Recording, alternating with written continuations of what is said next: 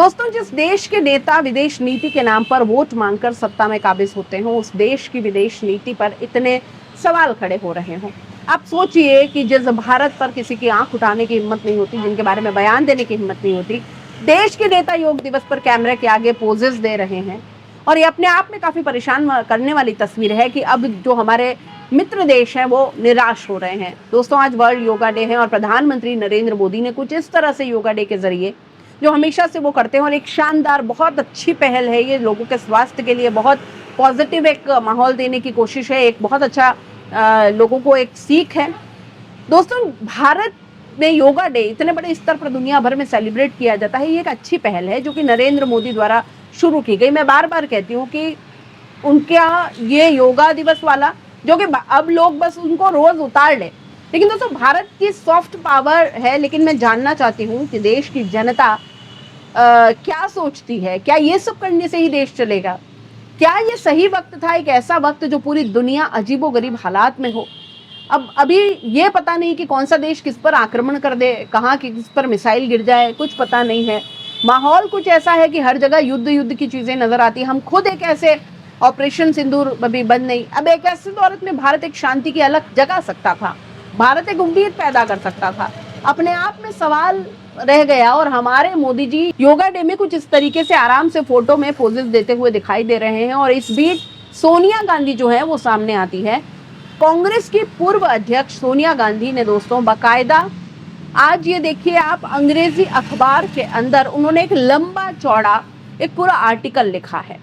और इस आर्टिकल को अगर आप पढ़ेंगे तो इसमें सोनिया गांधी ने गजा में तबाही और ईरान के खिलाफ बिना उकसावे के बढ़ते तनाव पर नई दिल्ली की चुप्पी पर एक चिंता व्यक्त कर दी है। और ये कहा है कि नई दिल्ली को, यानी कि भारत सरकार को इस पूरे मामले में बोलना चाहिए था, क्योंकि ईरान जो है वो हमारा सहयोगी देश रहा है।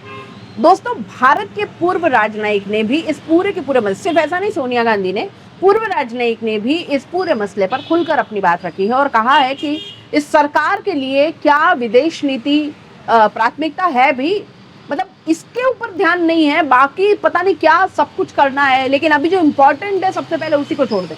सबसे पहले जरूरी खबर आपके सामने रख देती हूँ, और ये वो आर्टिकल है दोस्तों जो आपको स्क्रीन पर नजर आ रहा होगा। सोनिया गांधी ने अखबारों में छापा है, कांग्रेस पार्टी लगातार गजा के मुद्दे पर अपनी आवाज जो है वो बुलंद करती रही है कि गजा के मामले में भारत जो है, भारत सरकार को किसी भी तरीके से चुप नहीं रहना चाहिए, उस पर मुखर होना चाहिए, उस पर सही गलत की बात करनी चाहिए।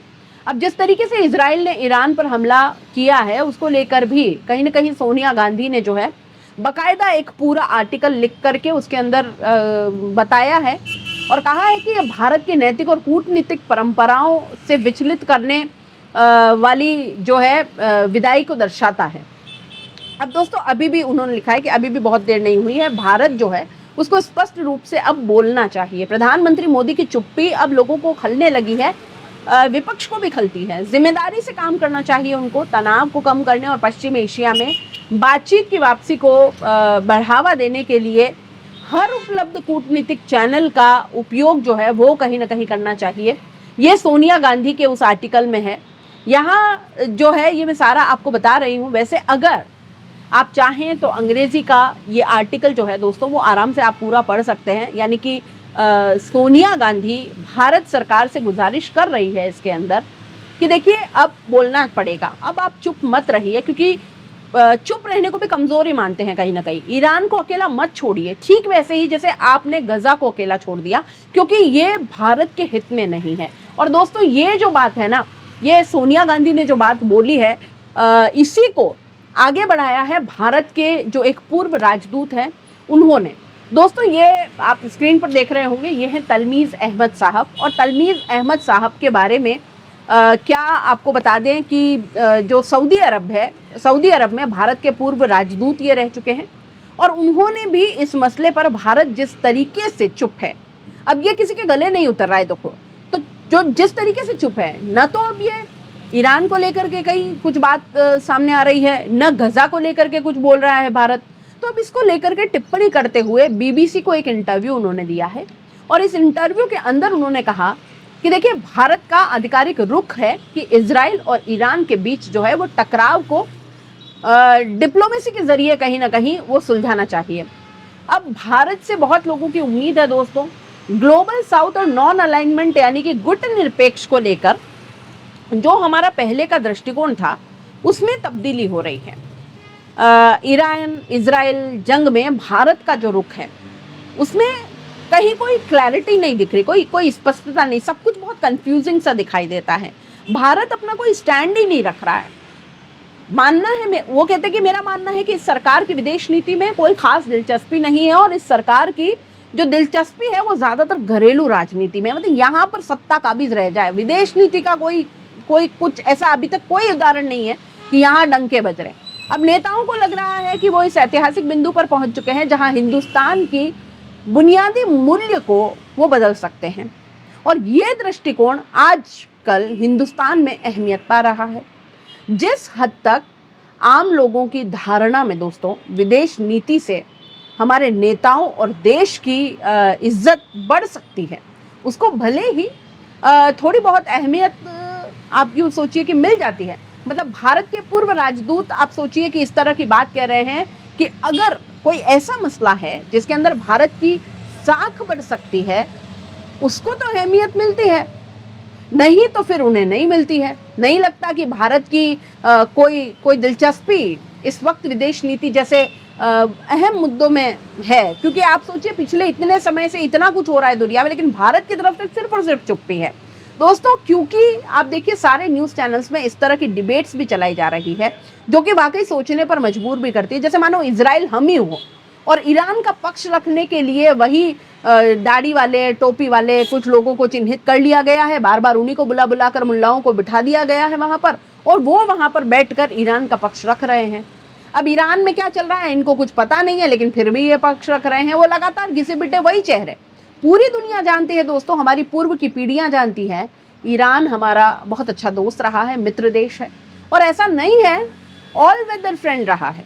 दुनिया का जो वर्ल्ड पॉलिटिक्स है उसका जो पूरा का पूरा एक ढांचा होता है वो बदल जाए, लेकिन ईरान से हमारे जो संबंध है वो हमेशा बहुत गहरे रहे हैं। अगर आप कुछ पढ़े या जानने की कोशिश करेंगे तो डॉक्टर मनमोहन सिंह के ज़माने में बाकायदा हम ईरान से तेल खरीदा करते थे और फिर अमेरिका ने उसके ऊपर भी प्रतिबंध लगा दिए तो फिर हमको वो करना वो जो खरीदारी हम किया करते थे वो करना हमें बंद करना पड़ा। ईरान एक वक्त में दोस्तों हमारा पड़ोसी मुल्क हुआ करता था। अब ये कैसे, जब पाकिस्तान अलग नहीं हुआ था तो फिर भारत का बंटवारा पार्टीशन जो था वो नहीं हुआ था उस वक्त, तो ईरान से हमारे बहुत उससे भी ज़्यादा मतलब बहुत पुराने सांस्कृतिक और बहुत ही ज़्यादा गहरे पुराने नाते हैं। और तो और दोस्तों स्वयं मोदी जी जो हैं वो पीएम बनने के बाद ईरान जाकर वहाँ के सुप्रीम लीडर खोमेनी से मुलाकात कर चुके हैं और केवल मोदी नहीं पूर्व के कई प्रधानमंत्री, चाहे वो अब नेहरू हो, इंदिरा गांधी हो, चाहे वो नरसिम्हा राव हो, अब वो वहाँ जा चुके हैं, है ना। ईरान में मतलब पहले सारे लीडर्स जो जिनका नाम मैंने लिया वो पहले ईरान जा चुके हैं। ईरान के कई राष्ट्र अध्यक्ष भारत में भी आ चुके हैं। ऐसा नहीं है कि सिर्फ हम जा रहे हैं वहाँ से कुछ हमें रिस्पॉन्स नहीं मिल रहा, ऐसा नहीं है। बाकायदा आप सोचिए गणतंत्र दिवस की परेड में चीफ गेस्ट तक रह चुके हैं। भारत और ईरान के संबंध बहुत गहरे हैं, लेकिन दोस्तों अजीब बात क्या है ना कि ईरान पर इतने गहरे हमले, इतने ताकतवर हमले इजराइल लगातार कर रहा है। लगातार हम आपको भी खबरें दिखा रहे हैं और कुछ ऐसी खबरें भी दिखाने खोमेनी क्या है क्या नहीं। आज हमने क्लस्टर बम के बारे में बताया है, तो इसको लेकर भारत का कोई टेक नहीं है। तब जब इतने मुश्किल हालात में भी ईरान हमारे साथ खड़ा है। देखिए दोस्तों ये खबर जो कि ईरान से निकल कर आई है, अब वॉर लाइक सिचुएशन में हमारे स्टूडेंट्स वहाँ पर फंसे हुए थे। ईरान में बड़े स्तर पर दोस्तों देश के बच्चे जो हैं वो मेडिकल की पढ़ाई करने के लिए जाते हैं। पहले रशिया में भी हम निकाल कर लाए थे, रशिया तो बाहर पढ़ाई करने जाते हैं हमारे स्टूडेंट्स, जिसमें बहुत बड़े लेवल पर जम्मू कश्मीर के बच्चे भी होते हैं। हज़ारों बच्चों को भारत आराम से मतलब वापस अपने देश ला सकता है। और पता नहीं ये अमेरिका में भी जब अवैध रूप से गए हुए लोगों को लाना था तब भी ऐसा हुआ, अब वो वापस लाना है और तब ऐसा कुछ एफर्ट्स उनके लिए नहीं। ईरान ने केवल भारत के लिए ओनली फॉर इंडिया अपना एयर स्पेस खोला, केवल भारत के लिए ईरान ने ऐसा किया। क्यों? क्योंकि भारत और उसके संबंध ऐसे नहीं है। अब दोस्तों कहने वाले ये कह रहे हैं कि भारत की जो कूटनीतिक जीत है वो बिल्कुल है, लेकिन अगर ईरान न चाहता तो क्या हम वहां से अपने बच्चे निकाल भी पाते? ये समझने वाली बातें हैं और इस पर कोई बात नहीं कर रहा है। समझिए कि ईरान ने ये क्यों किया होगा, क्योंकि ईरान भी हमसे एक उम्मीद लगा के बैठा है। ऐसे जब हालात होते हैं, वॉर लाइक सिचुएशंस होती है, ऐसे हालात में ईरान की तरफ से भी अब बयान आने शुरू हो गए हैं कि भारत पहल तो करे, भारत इस मुद्दे पर सामने तो आए और इजराइल से कहे कि भैया ये हमले रोक दो। ईरान लगातार अपनी गेस्चर्स से, अपनी बातों से ये कह रहा है कि हम नहीं झुकेंगे, हम सीज फायर नहीं करेंगे, हम सरेंडर नहीं करेंगे, लेकिन हम बातचीत भी तभी करेंगे, हम बातचीत भी तभी करेंगे जब इजराइल हमले रोकेगा। क्योंकि ईरान दोस्तों दूध का जला है और छाछ भी फूंक फूंक कर पीता है। अभी जो स्थिति है इस वॉर लाइक सिचुएशन में, एक एक कदम बहुत सोचा समझा होना चाहिए। ईरान तो बातचीत कर रहा था अमेरिका से कि हम न्यूक्लियर वेपन्स नहीं बनाएंगे, ईरान खुद तैयार था, इधर बातचीत के लिए उसको बुलाया भी गया, उधर इजराइल ने उस पर हमला बोल दिया साहब। तो अब ईरान जो है वो भरोसा कैसे करे इजराइल या अमेरिका से? इसलिए ईरान ये कह रहा था या ये कह रहा है कि पहले आप इजराइल को तो बोलिए कि इजराइल हमले करना तो रोके, हमले करना बंद करे, तब तो हम कोई बातचीत कर ही रहे हैं और करने की कोशिश कर रहे हैं, तब तो हम कोई बातचीत हम आगे करने को तैयार भी हैं। लेकिन दोस्तों अब लोगों के सवाल जो हैं, लोग वहाँ पर अब सवाल कर रहे हैं कि चाहे सोनिया गांधी हो, चाहे वो पूर्व राजदूत, जिस तरीके से मैंने आपको बताया कि वो किस तरीके से सवाल खड़े कर रहे हैं कि भारत अब इस मसले पर क्या करेगा, क्या कह रहा है और क्यों नहीं बोल रहा है और भारत का क्या टेक होना चाहिए, इन चीज़ों पर अब बात होने लगी है। तब जब उसके जो दो सहयोगी हैं, ईरान हमारा पुराना सहयोगी है, तो इजराइल भी हमारा बहुत इम्पोर्टेंट सहयोगी है, ऐसा नहीं कि हमारा दुश्मन है। तो चुप रहना कोई मुद्दा नहीं, हम शांति वार्ता के लिए कुछ कर सकते हैं। ऑपरेशन सिंदूर के दौरान भारत पाकिस्तान के बीच जो सैन्य संघर्ष हुआ उस दौरान इजराइल ने बहुत हमें सपोर्ट किया, हमारा और इजराइल से बहुत पुराने संबंध रहे हैं। अब हमारे यहाँ ये बात सही है कि सरकार के रहते उन संबंधों को बहुत ज़्यादा ठेस भी लगी है, बहुत ज़्यादा ओपन किया गया। मोदी इजराइल गए, नेतन्याहू के साथ वो जो है वो गले मिले, ये फोटोज वीडियोस, क्योंकि आजकल सोशल मीडिया का ज़माना है और वैसे भी ये चीज़ें जब दो राष्ट्राध्यक्ष मिलते हैं तो ऐसा होता है। फिर वो बिना चप्पल के वो वहाँ समुद्र के तटों में फ़ोटो वगैरह खिंचवा रहे थे। तो इस सरकार का वैचारिक तौर पर इजराइल से जो है वो बहुत ज़्यादा जुड़ाव ऐसा सामने आता है और आरएसएस भारत को जो है एक इजराइल जैसा मुल्क बनाना चाहती है। कहीं ना कहीं ये चीज़ें देखिए पिछले कुछ सालों में कई चीज़ें सामने आती हैं, उसके अनुसार है। वो अलग बात है कि वो बना पाए नहीं बना पाए, वो अलग चीज़ है, लेकिन कोशिश ज़रूर ऐसी होती है। ये सरकार का एक कदम था कि भाई वो इजराइल को अपने और ज़्यादा करीब लाएगा, तो उसमें कोई बुराई नहीं है। अब इजराइल से बुरे संबंध जो है वो हमारे कभी भी नहीं रहे, ये मैं आपको बार बार कह रही हूँ कि दोनों ही देशों से कहीं ना कहीं हमारी वैसी ही नीति रही है। लेकिन क्या इस तर्ज पर हम ईरान को अकेला छोड़ देंगे? तब अगर ईरान का डाउनफॉल होता है तो फिर किसी भी हाल में हमारे लिए क्या ये ठीक होगा? हमारे लिए ये ठीक नहीं होने वाला है दोस्तों। किसी भी हाल में दोनों गल्फ देशों में हमारे 90 लाख के करीब नागरिक रहते हैं। 90 लाख लोग वो वहाँ अलग अलग कामों के लिए वहाँ पर जाते हैं, कामगार लोग हैं, पढ़ने के लिए भी वहाँ पर लोग जाते हैं और फिर वो बड़े स्तर पर पैसा जो है वो हमारे देश में भेजते हैं, जिससे हमारी इकोनॉमी को ज़्यादा फ़ायदा होता है। अब आप सोचें यहाँ कितने ऐसे परिवार हैं जो पलते हैं और उन देशों को भी फ़ायदा होता है। आप सोच लीजिए इसके बारे में। पहले इराक को वहाँ पर कमज़ोर किया गया, फिर वहाँ नेतृत्व परिवर्तन किया गया, अब ईरान में भी यही कोशिशें की जा रही है। लेकिन इससे भारत को क्या मिलेगा, ये तो हमारा सोचना बनता है। ये एक ऐसी बात है जिसको लेकर के अब खुल करके बातचीत होनी चाहिए, खुल करके अब बोलने का वक्त है, अब चुप रहने का वक्त है नहीं है दोस्तों। हमारी विदेश नीति को लेकर ऑलरेडी बहुत से सवाल अब उठने लगे हैं ऑपरेशन सिंदूर के समय से कहीं या इससे ज़्यादा। मतलब आप सोचिए बड़ा झटका हमारे लिए क्या होगा कि हमारे जो पीएम हैं, हमारे पीएम से राष्ट्रपति अमेरिका के फ़ोन पर बात कर रहे हैं और फिर वो पाकिस्तान के सेना अध्यक्ष से बंद कमरे में लंच कर रहे हैं। ये कितनी अजीब और सोचने वाली बात है और फिर भी हम चुप हैं। मतलब पाकिस्तान के सेना अध्यक्ष से कभी भी किसी राष्ट्रपति ने ऐसे लंच नहीं किया उसके साथ। और वहां के सेना के जो अध्यक्ष है वो भी तब बातचीत की अमेरिका के राष्ट्रपति ने जब आप सोचिए कि उन्होंने तख्ता पलट कर दिया और वो खुद जो हैं वो पाकिस्तान के प्रमुख बन गए। लेकिन क्या ऐसा पहले कभी देखने को मिला? नहीं देखने को मिला। और तो और अमेरिका के राष्ट्रपति जो हैं वो कह रहे हैं कि भाई I love Pakistan. Can you believe that?